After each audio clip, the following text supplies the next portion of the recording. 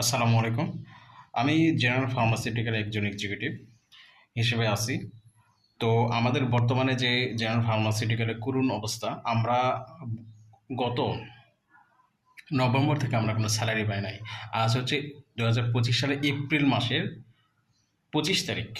April মাসের 25 তারিখে আমরা এই অক্টোবর পর্যন্ত স্যালারি পেয়েছি, কিন্তু নভেম্বরে কোনো স্যালারি পাই না। নভেম্বর থেকে শুরু করে নভেম্বর, ডিসেম্বর, জানুয়ারি, ফেব্রুয়ারি, মার্চ, এপ্রিল, আজ হচ্ছে 6 মাস থেকে আমাদের কোনো স্যালারি দেয় নাই।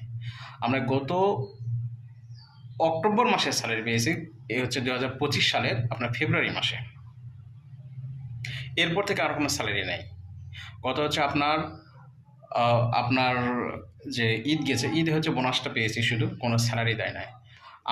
আমরা যে কী করুণ পরিস্থিতিতে আছি, আমরা এখান থেকে রেহাই পেতে চাই। আমাদের সরকারকে বিশেষভাবে অনুরোধ, যাতে আমাদের আইনগত দৃষ্টিকোণ থেকে আমাদের বিষয়টা সমাধান করা হয় এবং এটা আইনত সহায়তা আমাদের করা হয়, যাতে আমরাই সঠিক সময় সঠিকভাবে স্যালারিটা পাই আর কি। আমরা এখান থেকে এমন পরিস্থিতি পড়ে আছি যে আমরা যদি বলতে যাই, আমরা যদি ম্যানেজমেন্টকে বলতে যাই যে আমাদের স্যালারি কেন দেওয়া হচ্ছে না, তারা আমাদের যা ইচ্ছা তাই আমাদের সাথে ব্যবহার করতেছে।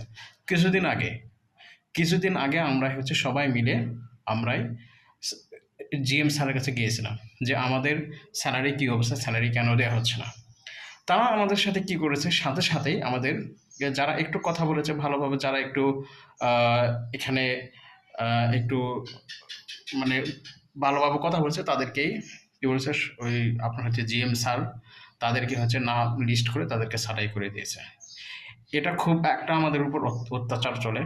তো আমরা চাই এখান থেকে মুক্তি পেতে। আমরা না পারতেছি ছেড়ে চলে যেতে। আমাদের ছেড়ে যদি চলে যায়, তাহলে আমাদের স্যালারি দেবে না, এরকম আমাদের হুমকি টুমকি দিয়ে বিভিন্নভাবে আমাদেরকে আটকায় রেখেছে। আমরাই না পারতেছি চলে যেতে, না পারতেছি আমরাই কোনো কিছু করতে। তো আমরা সরকারের কাছে বিশেষভাবে অনুরোধ, যাতে আমাদের বিষয়টা আইনগত দৃষ্টিকোণ থেকে দেখা হয় এবং দ্রুত ব্যবস্থা নেওয়া হয়, যাতে আমরা এখান থেকে পরিত্রাণ পাই। ধন্যবাদ।